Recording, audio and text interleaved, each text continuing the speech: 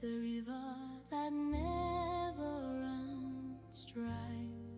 Hallowed be thy name. Please, again, in Igbo, we're still waiting for you guys. Please come. We don't have all evening. And if you're not ready, please, we can probably go over to the next item while we wait for you. Hallowed be thy name. I call you a river, the river that never runs dry. Hallowed be thy name.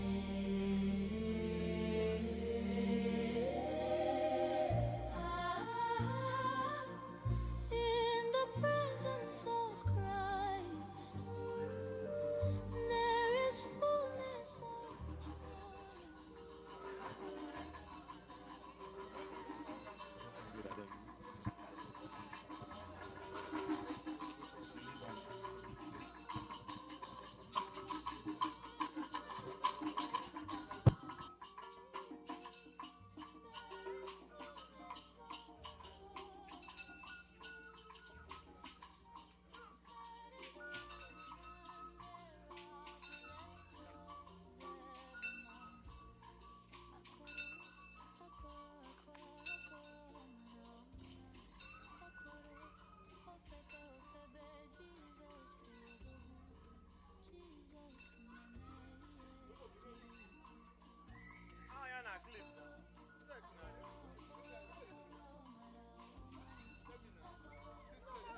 Just normal coverage now.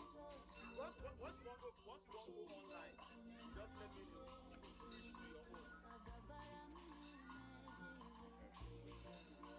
How do I communicate that? The Zoom is here. One stay in one direction. Just signal me.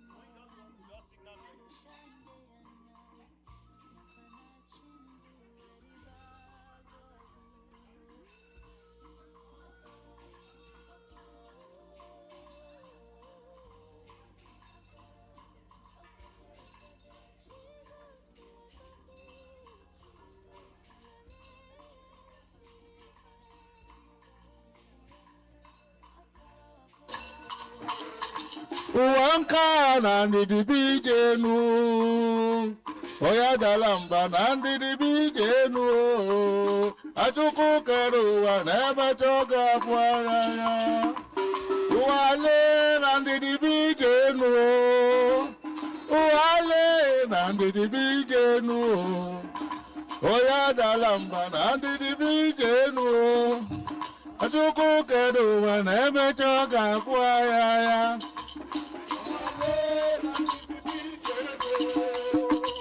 Uwale andidibijenu Oya dalamba na andidibijenu Ajuku keluwa Ogala gidi gidi gidi gidi ka ija bamba Oba tobi yo Abanye chukwu ebube ebubebe Ọba tóbi oko, ọba tóbi wàlú, tàbí wáyà lọ́pọ̀ wọn. Ọba tàyí àdèmà, èyí bèbè mọ́. Abọ́lé tukọ̀ ebùbè ebùbè. Ọ̀gára gidi gidi gidi gidi ka ìjà bàmbà ọba tẹ́ bè ọba tẹ́ bùkọ̀ ebùbè ebùbè bẹ́ ọba tóbi ẹ̀bẹ̀ ọba tà ọba tóbi wàlú ẹ̀bẹ̀ wáyà tó apá mọ́. Ọba tàyí àdèmà n'ime ebe mma Abọ́lé tukwu ebube ihe ebumeme